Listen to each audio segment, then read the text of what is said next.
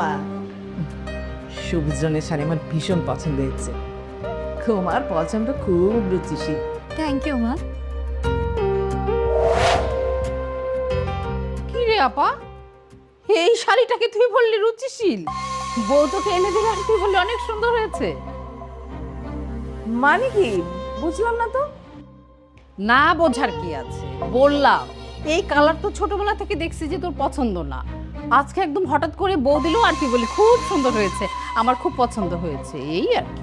খালামণি, মার হয়তো বা সবুজ পছন্দ না, তাই বলে এমনটা না যে সবুজ কালার সে পড়তে পারবে না। অবশ্যই পড়বে, তুমি দিয়েছো পড়বে না মানে অবশ্যই পড়বে বৌমা, না হলে তো তুমি আবার মাইন্ড করবে, তাই না? ঠিক লাবণী, এভাবে কথা বলছো কেন? এখানে মাইন্ড করার কি আছে?